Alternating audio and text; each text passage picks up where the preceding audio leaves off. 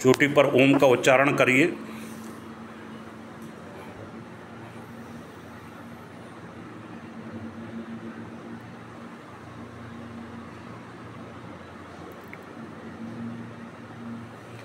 इस प्रकार 10-15 बार आपको ओम का गुंजरण करना है। फिर इसके बाद में सोहम, अंदर ही अंदर आप सोहम का मंत्र जाप सहस्त्रार्थ पर करेंगे तो आपका ये सहस्त्रार्थ जागरण होगा।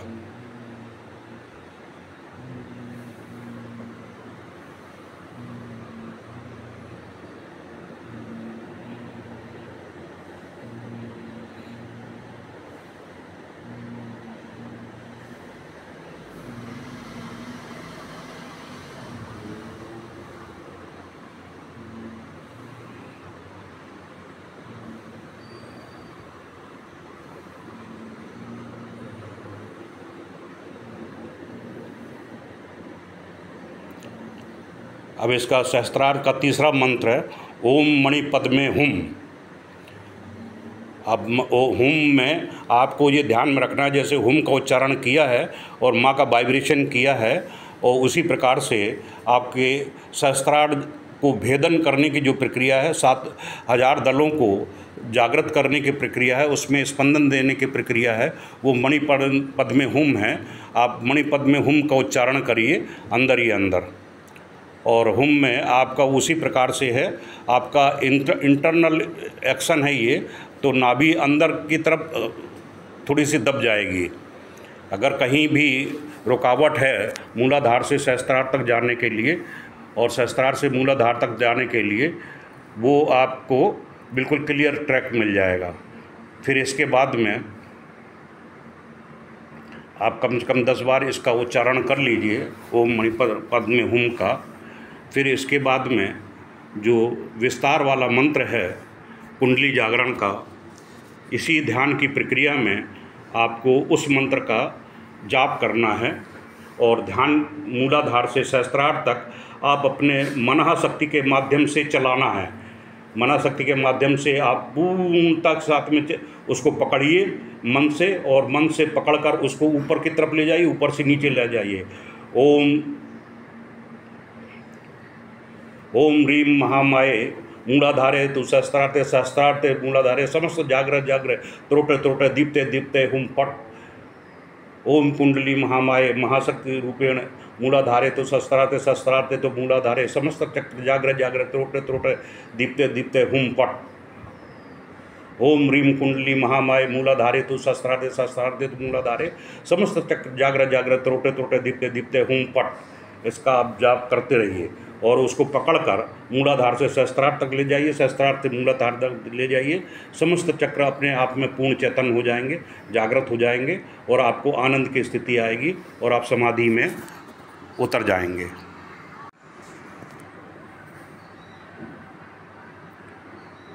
आपकी छिंगली से दोनों नासिका बंद है, अनामिका से 3 बार करिए इस प्रकार से, और फिर ध्यान में उतरने की प्रक्रिया करिए।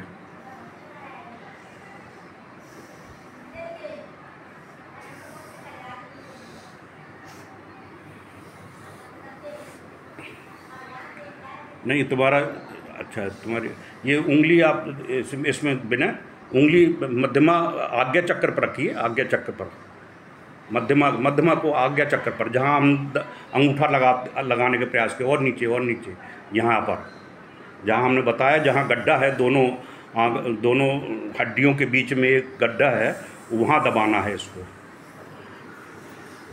अब आप ध्यानपूर्वक बैठ जाइए, 3 बार हो गया है, ध्यानपूर्वक बैठ जाइए। अब अंगूठे को पकड़िए और दोनों उंगली आप अनामिका और मध्यमा आप उस पर रखिए, जो आपका अंगूठा का जो दल है, और आप आज्ञा चक्र पर अंगूठे को दबाइए और हल्का सा दोनों तरफ हिलाइए।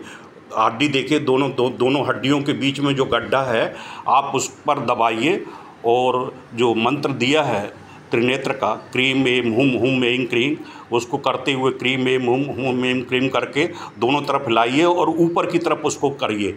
आगे बाएं तरफ दाएं तरफ हिला के और ऊपर की तरफ उठाइए। क्रीम एम हुम एम क्रीम का मंत्र जाप करते रहिए। अंगूठे के माध्यम से। अंगूठा दबा हुआ होना चाहिए।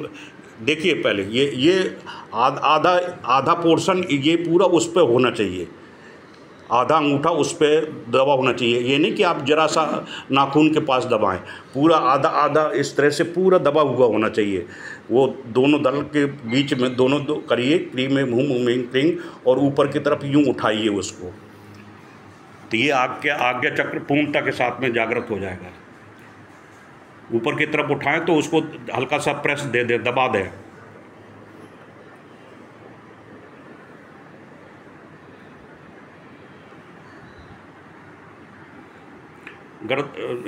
गलत कर रहे हो तुम राजेश। गर्दन बिल्कुल सीधी होना चाहिए, क्योंकि मूलाधार से सीधा आपके आज्ञा चक्र से होते हुए सहस्त्रार्थ में ये भेदन की प्रक्रिया करेंगे। ये आज्ञा चक्र जागृत होने की प्रक्रिया है। बस थोड़ा सा दबा लिया, ज़्यादा इसको दबाना नहीं है, थोड़ा सा 3 बार प्रेस करना है और फिर ध्यानपूर्वक बैठ जाइए और ओम का उच्चारण करिए हल्का सा अंदर ही अंदर, और ध्यान में उतरने की प्रक्रिया करिए। दोनों हाथों को नीचे रख लीजिए अब घुटने पर, और अंतः ओम का उच्चारण करिए और ध्यान में उतरने की प्रक्रिया करिए। आप 32 बार कर लेना। अब आप हुम का उच्चारण करिए, नाभि अंदर की तरफ जाए और माँ का जो गुंजरण है हुम हा नाभि से दबाव डाले और अनाहत चक्र को और विशुद्ध चक्र को भेदते हुए, आज्ञा चक्र को भेदते हुए ओम ऊपर तक, हुम माँ ऊपर तक जाना चाहिए और ऊपर वाइब्रेट होना चाहिए। हुम इस तरह से आधा करिए और माँ को ऊपर ले जाइए सहस्त्रार्थ में, वो सहस्त्रार्थ में गुंजन करिए।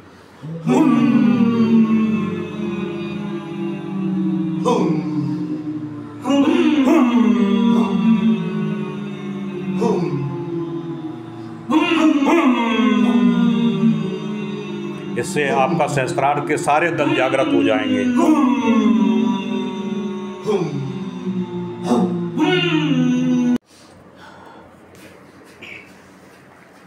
हाथ घुटने पर रखिए, जहाँ नाड़ी धड़क रही है आपकी उसको इस पर रखिए और मेरुदंड बिल्कुल सीधा हो, गर्दन सीधा हो, और पेट को अंदर दबाइए और बाहर सांस निकालिए।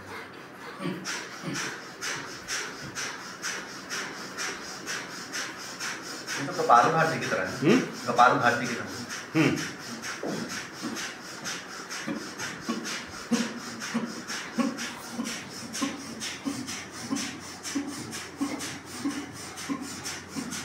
गिनते जाइए। आप 30 बार करनी है, वैसे तो 101 बार, फिर आप घर में जाके 101 बार करने का प्रयास करिए।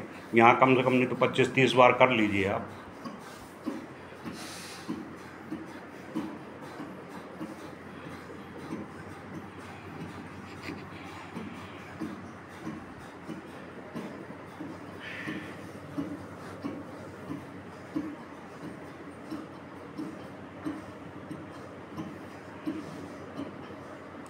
फिर इसके बाद में आप सांस को बाहर निकाल कर बाहर ही रोकिए और पेट को अंदर खींचने का प्रयास करिए। जितना अंदर खींच सकें उतना दबाने का प्रयास करिए और गुदा को संकुचित करते हुए ऊपर की ओर झटका देना है, जिससे अपान और उदान वायु आपस में टकराएं और आपकी अगर जो ऊर्जा रुकी हुई है मणिपुर चक्र तक, वो ऊपर की ओर ऊर्ध्वगामी होते हुए अनाहत चक्र विशुद्ध चक्र तक पहुँच जाए और आज्ञा चक्र तक पहुँच जाए। पेट को अंदर दबाइए, दबाकर झटका मारिए गुदा में ऊपर की तरफ।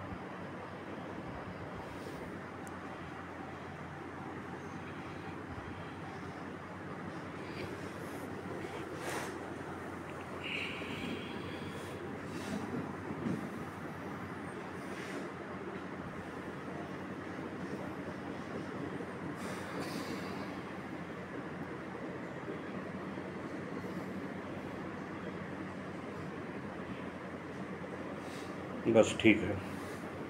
अब आप देखिए आपके नासा द्वार कौन सा चल रहा है। दोनों चल रहे हैं कि एक चल रहा है? दोनों चल रहे हैं ना, ठीक है। इसका मतलब है आपकी सुषुम्ना नाड़ी चेतन अवस्था में है। अब आप उस चेतन अवस्था में आप ध्यान रखिए। अगर आपका दाएं, कई बार ऐसा होता है कि जब फिजिकल एक्सरसाइज करते हैं तो बायां स्वर बंद हो जाता है, दाहिना स्वर चालू हो जाता है, क्योंकि एक्सरसाइज करते समय, भारी काम करते समय आपका दाहिना स्वर चालू रहता है। तो ये ध्यान में रखें, अगर दाहिना चल रहा है तो फिर ओम का उच्चारण ना करें, फिर आप नासिका को बंद करके, इस तरह से बंद करके आप प्राणायाम की प्रक्रिया करें। अभी करने की ज़रूरत नहीं, दोनों चल रहे हैं तो करने की ज़रूरत नहीं है। अगर नहीं चल रहा है तो उसे चलाने का प्रयास करें, दोनों चलाने का प्रयास करें। अब सुषुम्ना नाड़ी चैतन्य है, दोनों चल रहे हैं, सुषुम्ना नाड़ी चैतन्य है। अब आप 32 बार ओम का उच्चारण करिए और ओम के बाद में फिर हुम का उच्चारण करिए।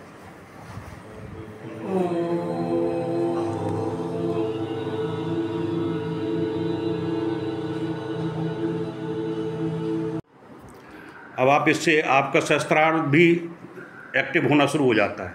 इसको ज़्यादा नहीं करना है, 3 बार आप करिए, थोड़ी देर रोकिए, क्योंकि 3 बार रुकी हुई ऊर्जा दोबारा फिर चली जाए। लेकिन ध्यान रहे झटका ना लगे, बिल्कुल भी झटका ना लगे, बिल्कुल धीमे धीमे से कार्य करना है, आराम से, बिल्कुल प्यार से।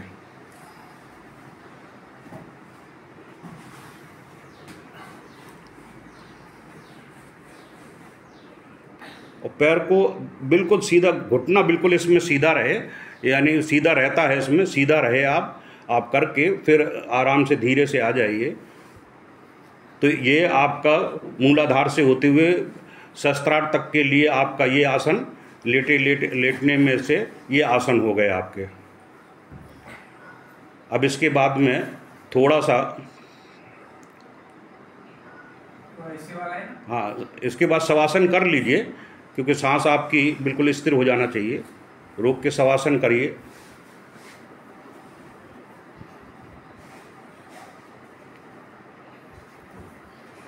झटका मत मारिए, झटका मारेंगे दिक्कत हो जाएगी। शवासन कर लीजिए, 8-10 सांसें ले लीजिए और फिर नॉर्मल होके आप पेट के बल लेट के आसन करेंगे। फिर इसके नेक्स्ट आसन है,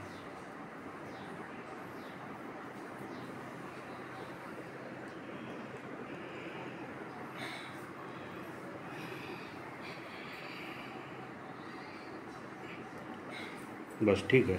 अब पेट के बल लेटिए और कोहनियाँ रखकर और आप डायफ्राम से आप उसको एक्टिव करने का प्रयास करिए। कोहनियाँ बिल्कुल सटी हुई हैं, रखिए। हाँ हाँ, बाएं घुमाइए, दाहिने घूमिए।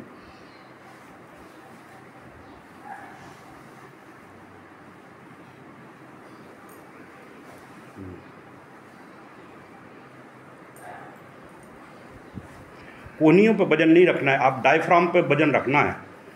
कोहनियाँ तो आधार बनी रहेंगी कि हाथ को अलग करना है हमें, इस वजह से है। लेकिन आपका वजन आपके सीने पर होना चाहिए, कोहनियों पे वजन नहीं रखना है। वो तो हाथ दूर करने के लिए इस तरह से वो व्यवस्था बनाई है हाथ की। ये ठीक है।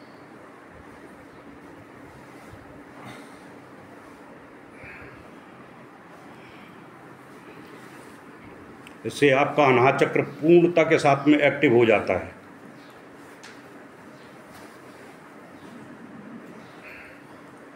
ठीक है। अब थोड़ा शवासन कर लीजिए, 8-10 सांसें लीजिए शवासन में।